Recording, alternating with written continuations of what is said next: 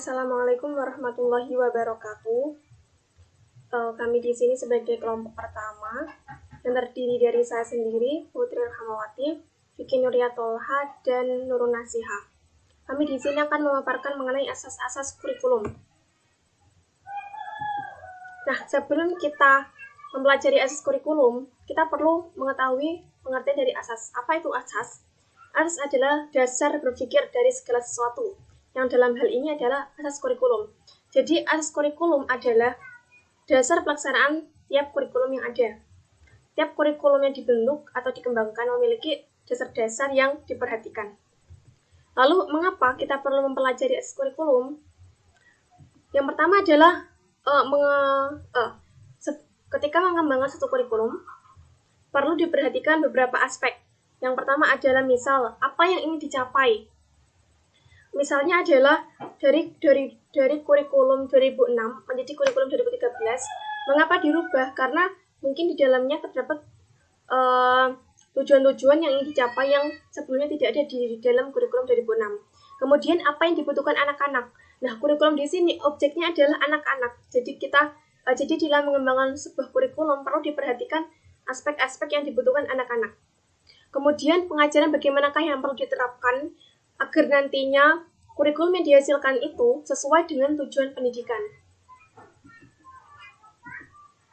Nah, di sini kita langsung masuk ke dalam macam-macam asas kurikulum. Yang pertama ada filosofis, psikologis, sosiologis, teknologi, kultural, ilmu pengetahuan, serta organisatoris. Yang pertama adalah mengenai asas filosofis. Nah, asas filosofis ini berkaitan dengan tujuan pendidikan. Tujuan pendidikan itu sesuai dengan filsafat suatu negara. Lalu, filsafat itu apa? Filsafat adalah ilmu berpikir, cara berpikir yang sedalam-dalamnya sampai akar tentang suatu hal. Jadi, filsafat suatu negara merupakan ide, konsep, pemikiran yang melekat dan dipercayai masyarakat dalam negara tersebut.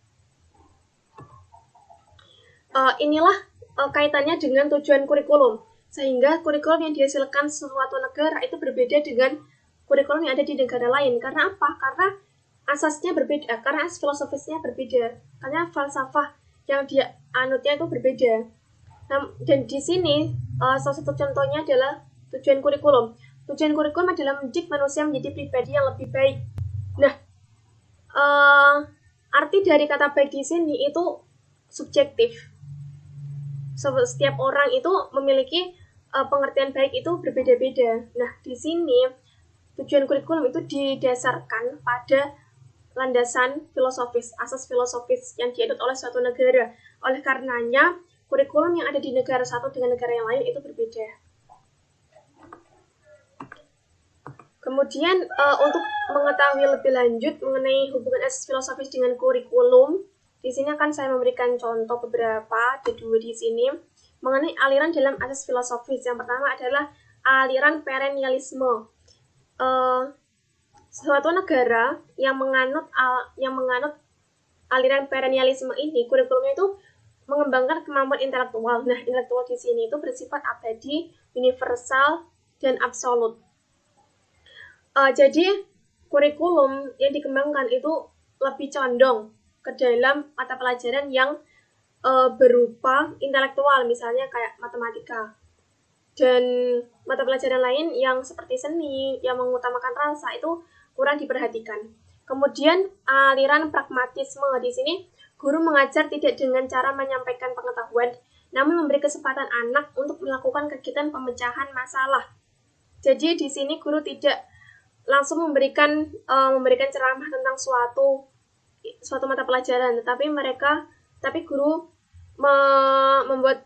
membuat siswanya untuk menyelesaikan sebuah masalah yang berkaitan dengan ilmu pengetahuan atau mata pelajaran yang sedang dipelajari.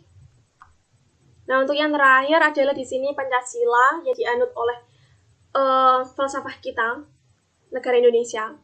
Yang pertama di sini sila pertama dibuktikan dengan kebebasan beragama dalam sekolah. Jadi di negara Indonesia setiap institusi itu berhak mendirikan sekolah berbasis agama atau tidak, itu sangat diperbolehkan di sini.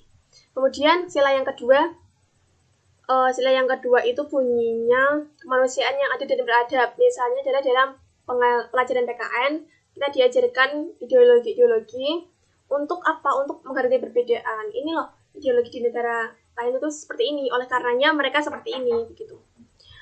Kemudian yang ketiga adalah persatuan Indonesia, yaitu menanamkan rasa persatuan dari manapun kita berasal. Misalnya dengan penanaman Bhinneka Tunggal Ika. Kita sudah mengetahui makna Bhinneka Tunggal Ika ini sejak kecil. Sila yang keempat, ini berkaitan dengan konsep demokrasi, di mana dalam pendidikan anak diperbolehkan mengemukakan pendapatnya.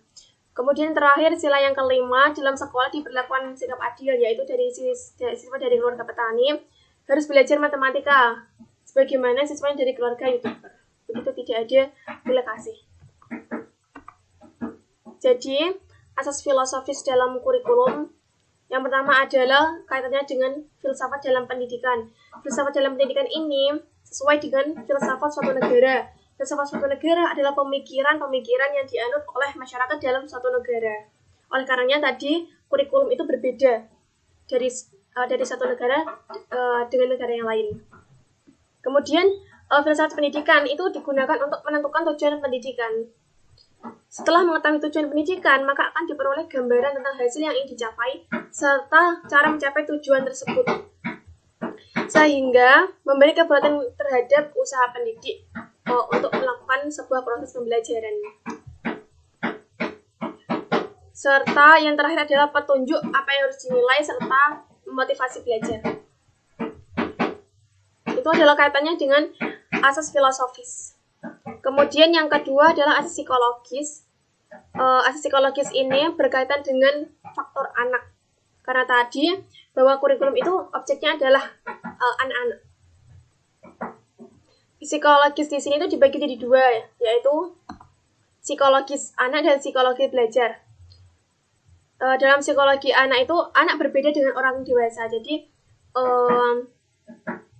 anak ini tidak bisa diberlakukan sama seperti orang dewasa. Mereka memiliki minat tersendiri. Mereka memiliki cara belajar yang berbeda-beda. Mereka memiliki kondisi mental yang berbeda-beda. Mereka memiliki ketertarikan sendiri-sendiri. Jadi dalam pengembangan kurikulum itu bagaimana kurikulum tersebut itu mencakup kebutuhan anak, mencakup psikologis anak, gitu. Kemudian psikologi belajar. Psikologi belajar yang mendasari pengembangan kurikulum adalah yang pertama hakikat belajar, kemudian teori-teori belajar, perilaku individu lainnya dalam belajar. Anak memiliki cara belajar yang berbeda-beda. Jadi di sini anak memiliki cara yang berbeda-beda. Jadi bagaimana kurikulum yang dikembangkan tersebut sesuai dengan cara-cara belajar oleh anak-anak, cara-cara belajar anak, sehingga proses belajar yang efektif ini akan menghasilkan hasil maksimal sesuai dengan tujuan pendidikan. Kemudian yang ketiga adalah asas sosiologis, akan dijelaskan oleh teman saya, Vicky. Asas-asas kurikulum selanjutnya adalah asas sosiologis. Asas sosiologis sendiri adalah asumsi yang berasal dari sosiologi yang dijadikan titik tolak dalam pengembangan kurikulum. Seperti yang kita tahu bahwa sosiologi adalah ilmu yang mempelajari tentang hubungan antar manusia, baik itu individu dengan individu, kelompok dengan individu maupun kelompok dengan kelompok. Dan disinilah peran kurikulum di pendidikan, yaitu pengembangan kurikulum tidak hanya memberikan pengajaran di bidang akademik saja, namun pengembangan kurikulum juga memberikan pengajaran tentang bagaimana sih cara melakukan interaksi sosial sesuai dengan norma masyarakat. Seperti yang kita tahu bahwa lingkup kehidupan anak ini bukan saja di sekolah, tapi mereka juga berada di lingkup keluarga, mereka juga berada di lingkup masyarakat yang mereka pasti akan melakukan interaksi sosial. Dari sinilah kurikulum memberikan pengajaran kepada mereka bagaimana cara berinteraksi yang baik, bagaimana cara berinteraksi yang sesuai dengan adat istiadat atau norma yang ada di masyarakat. Contohnya seperti bagaimana cara untuk bersikap kepada orang yang lebih tua. Nah, tanpa mereka diberikan pengajaran, mereka pasti tidak tahu bagaimana caranya. Nah, dengan adanya kurikulum ini memberikan pengajaran bahwa jadi kalau kita bersikap kepada orang yang lebih tua itu kita harus menghormati, kita harus bersikap dengan baik, dan kita harus berbicara dengan sopan, seperti itu contohnya. Lalu kita tahu bahwa manusia selalu memiliki kebutuhan yang beragam, dan manusia ini selalu mengalami perubahan karena manusia adalah bersifat dinamis. Maka dari itu pertanyaannya adalah, siapakah yang akan memenuhi kebutuhan manusia gitu? Apakah lembaga pendidikan? Tentu saja tidak. Jadi yang akan memenuhi kebutuhan manusia itu ya manusia itu sendiri. Nah, disinilah peran pendidikan, yaitu memberikan bekal dan menyiapkan manusia-manusia yang terampil untuk memenuhi kebutuhan masyarakat itu sendiri. Di sini pendidikan berusaha memberikan pengetahuan, memberikan ilmu agar manusia ini dapat menciptakan hal-hal yang baru, dapat menjadi manusia yang kreatif, manusia yang inovatif, sehingga mereka bisa menghasilkan kebutuhan mereka sendiri, seperti itu. Lalu teori perkembangan anak menurut dari Ki Hajar Dewantara, yaitu ada 3 count theory. Yang pertama adalah konsentris, yaitu berpusat pada satu tempat. Yang dimaksud berpusat pada satu tempat di sini bahwa anak itu mendapatkan pengalaman dan perkembangan dimulai dari mana dia hidup. Jadi misal saja anak Jepara pasti mereka akan familiar atau akan menerima kebudayaan dari Jepara itu sendiri. Tidak mungkin anak yang lahir dan berkembang di Jepara tapi mereka mendapatkan kebudayaan dari luar daerah Jepara gitu. Lalu yang kedua adalah continue yaitu berarti terus berlanjut. Yang dimaksud di sini adalah anak semakin lama akan makin berkembang dan mereka hendaknya diberikan kesempatan secara kontinu untuk berkembang di luar lingkungan atau daerah asalnya. Yang ketiga adalah konvergensi, yaitu pertemuan dari dua atau berbagai arah yang menjadi satu titik. Yang dimaksud di sini adalah setiap anak melaksanakan kegiatan atau kebiasaan berdasarkan dengan konsentrik mereka, tapi kemudian mereka juga diberikan kesempatan untuk berkembang secara kontinu. Yang selanjutnya adalah asas teknologi. Ilmu pengetahuan dan teknologi memiliki hubungan yang erat. Ilmu yang tidak dipraktekkan akan mati, sedangkan praktek tanpa didasari dengan ilmu pengetahuan hasilnya juga akan sia-sia. Jadi ketika kita memiliki ilmu, kita memiliki pengetahuan, tapi kita tidak merealisasikannya atau tidak mengimplementasikannya dalam kehidupan, ilmu itu juga pasti akan atau hanya sekedar ilmu atau pengetahuan saja yang hanya dalam ingatan gitu, dan itu pasti juga lama-kelamaan akan mati. Nah, sedangkan praktek tanpa didasari dengan ilmu pengetahuan itu juga pasti akan menghasilkan sesuatu yang sia-sia. Contohnya seperti ketika kita ingin membuat kue, kita sudah menyiapkan bahan, kita sudah menyiapkan alat-alat, kita tinggal melakukan eksekusi, kita tinggal membuat kuenya.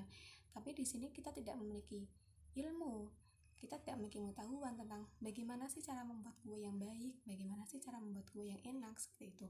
Nah, pasti hasilnya pun juga akan sia-sia, pasti hasilnya pun tidak akan menghasilkan kue yang baik atau kue yang enak, seperti itu.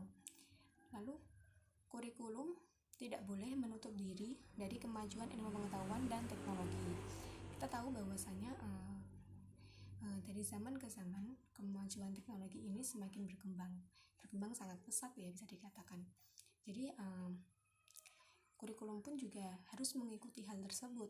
Kurikulum pun harus mengikuti kemajuan teknologi. Karena tidak dapat dimungkiri bahwa dengan adanya kemajuan teknologi ini, proses pembelajaran, proses pendidikan atau ini juga naik atau membuat naiknya tingkat efektivitas dan efisiensi dalam proses pembelajaran gitu. Tingginya pengembangan isi materi pendidikan atau penggunaan strategi dan media pembelajaran serta penggunaan sistem evaluasi. Jadi dengan adanya teknologi ini sangat membantu ya, sangat membuat proses pembelajaran ini semakin efektif, semakin efisien gitu. Jadi seperti contohnya dalam hal pengembangan isi atau materi pendidikan. Kalau dulu pada zaman sebelum adanya teknologi, sebelum berkembang ya kan, dulu siswa ini mendapatkan materi itu hanya mengandalkan dari pengajaran guru saja, hanya mengandalkan pengajaran guru yang saat berada di kelas gitu. Namun sesuai dengan perkembangan zaman pada saat sekarang, siswa ini tidak hanya mendapatkan materi hanya dari guru saja. Mereka bisa mendapatkan materi dari luar itu, seperti sudah adanya Google, mereka bisa mencari di Google atau bisa mencari di aplikasi-aplikasi pendukung pembelajaran gitu. Jadi guru pun ketika di kelas juga tidak harus memberikan penjelasan secara rinci lagi, karena si siswa ini sudah bisa mencari materi dari luar ajaran guru. Lalu seperti contohnya di media pembelajaran. Sekarang media pembelajaran kan sudah semakin maju gitu. Jadi sekarang pembelajaran ini tidak hanya mengandalkan tatap muka saja, apalagi seperti pada saat sekarang, saat pandemi, di mana kita diharuskan untuk melakukan pembelajaran secara online. Tapi di sini pembelajaran masih tetap berjalan dengan baik karena adanya teknologi-teknologi yang mendukung, seperti bisa melakukan pembelajaran atau kegiatan belajar mengajar ini melalui aplikasi Zoom, bisa melalui aplikasi WhatsApp, Google Classroom, dan lain sebagainya. Dan itu juga pasti tentunya memberikan dampak yang positif tentunya bagi dunia pendidikan. Baik, yang selanjutnya yaitu asas organisatoris. Asas ini berkenaan dengan masalah bagaimana bahan pelajaran akan disajikan. Apakah dalam bentuk mata pelajaran yang terpisah-pisah, ataukah diusahakan adanya hubungan antara pelajaran yang diberikan, misalnya dalam bentuk board file atau bidang studi seperti IPA, IPS, bahasa, dan lain-lain, ataukah diusahakan dengan hubungan secara lebih mendalam dengan menghapuskan segala batas-batas mata pelajaran dalam bentuk kurikulum terpadu. Penganut ilmu jiwa asosiasi akan memilih bentuk organisasi kurikulum yang berpusat pada mata pelajaran, sedangkan penganut ilmu jiwa Gestalt akan cenderung memilih kurikulum terpadu. 8 ilmu jiwa asosiasi yang berpendirian bahwa keseluruhan sama dengan jumlah bagian-bagiannya, cenderung memilih kurikulum yang berpusat pada mata pelajaran yang sendirinya akan terpisah-pisah. Sebaliknya, ilmu jiwa Gestalt lebih mengutamakan keseluruhan karena keseluruhan itu bermakna dan lebih relevan dengan kebutuhan anak dan masyarakat. Perlu diingatkan kembali bahwa tidak ada kurikulum yang baik dan tidak baik. Setiap organisasi kurikulum mempunyai kebaikan akan tetapi tidak lepas dari kekurangan ditinjau dari segi-segi tertentu. Selain itu, bermacam-macam organisasi kurikulum dapat dijalankan secara bersama di satu sekolah. Bahkan yang satu dapat membantu atau melengkapi yang satunya. Kurikulum yang bagaimana yang harus dipilih? Pertanyaan itu diajukan karena banyaknya macam kemungkinan. Dalam pengembangan kurikulum harus diadakan pilihan. Jadi, selalu ada hasil semacam kompromi antara anggota panitia kurikulum. Sering dikatakan bahwa kurikulum adalah soal pilihan.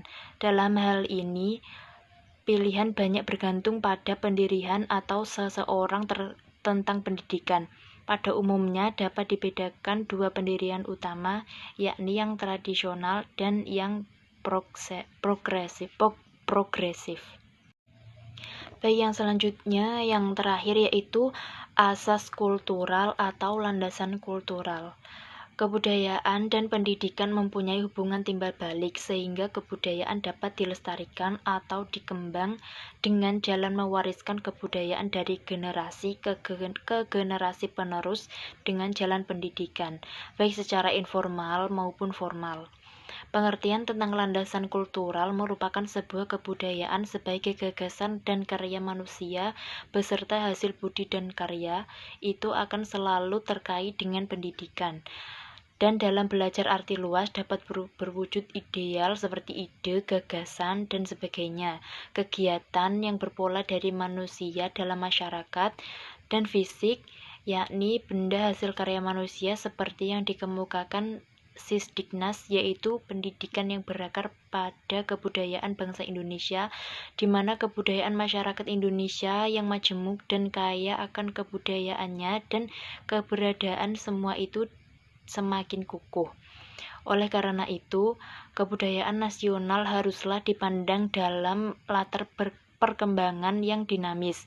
Seiring dengan semakin kukuhnya persatuan dan kesatuan bangsa Indonesia sesuai dengan asas Bhinneka Tunggal Ika.